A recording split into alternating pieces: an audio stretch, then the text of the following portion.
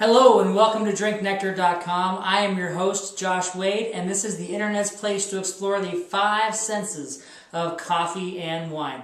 Tonight we're going on a trip to Chile and to Spain through Walla Walla, Washington.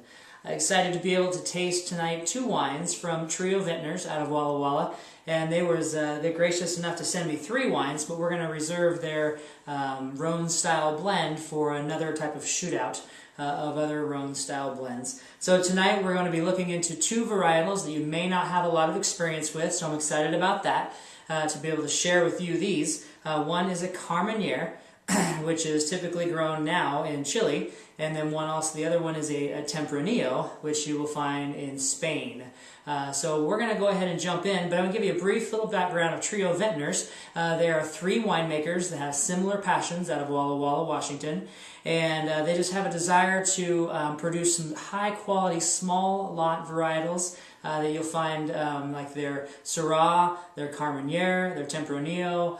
They also are producing a Mourvedre, a blend, a Riesling. So the first one we're going to jump in and taste is the Carmenere. 2007 Carmenere. This is 95% Carmenere and 5% Sangiovese. This is, like I mentioned, a grape that you typically would find in Chile, but its origins go back to the Bordeaux region of France. Typically used as a blending grape, one of the original 6 varietals used, but has since, because of the growing conditions in France, this particular grape likes more of the hot growing seasons, a little bit longer growing season, and that's just not what's happening in France. So let's go ahead and jump in with the swirl.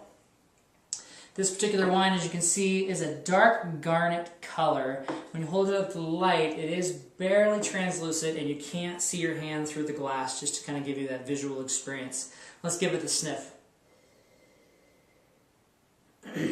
This wine's been open now for a few hours, and originally it was really tight in structure. Glad that I'm able to taste this and smell this now, because the aromas that are coming off are very much on the cherry berry. There's some vanilla, there's some chocolate in there, and the mustiness that was there originally isn't there now. Let's give it a sip.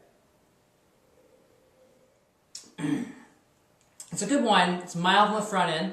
It doesn't produce any pop. That fruit is not just jumping out there. But what it does have is, as it opens up, the fruit starts to come through, kind of on the mid-palate. So there's nothing really a lot there on that front palate, but on the mid-palate you start to get the fruit. And it's balanced off with some mild acidity and just a little bit of tart. Overall, it's a very good wine. You can see my score on the pricing and everything of it in the text review. But we're going to go ahead and move on to the next wine. So that was the Carmenere. Let's move on next to the Trio Vintners 2007 Tempranillo. This particular grape is typically your Spanish varietal grape, and the great thing about Trio Vintners is they're really focused on some small lot quantities. We're talking less than 100 cases produced of each of these wines, 75 cases produced of the Tempranillo, and I believe less than 75 cases produced of the Carmenere. You can find it in the text. Overall, this company is producing about 1,200 cases per year, and they're really focusing on some high-quality grape that's coming out of that area.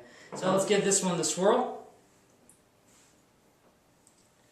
This one seems to be a little darker than the last selection of the Carmenere, and it's definitely not have any opaqueness to it, or it doesn't have any translucence to it at all. It's very opaque, very dark, very inky. So let's give it the sniff.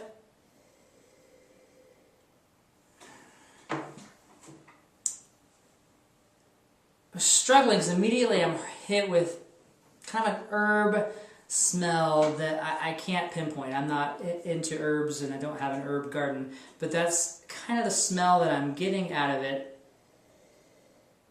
And then some sour cherry and some cocoa. Wow, let's go ahead and give it the sip. This is another medium-bodied wine. Definitely these two, if you are a fan of big, hearty Cabernet Sauvignons, you will not find that in these wines. But if you like your more medium-bodied Merlots or Pinot Noir, the lighter side of things, then you may enjoy these. It's a good wine to pair with those lighter foods, and also just for some sipping red wine. Excellent result here from Trio Vintners.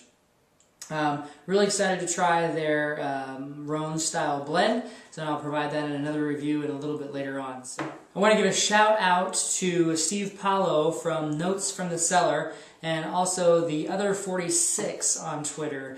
Two great people that I've been following what's happening in their worlds lately. Really encourage you to follow them on Twitter, and you'll see those information scrolling across the bottom of the screen. Your life is always meant to be enjoyed with friends. I want to encourage you to grab a glass of Trio Vintners and drink happy.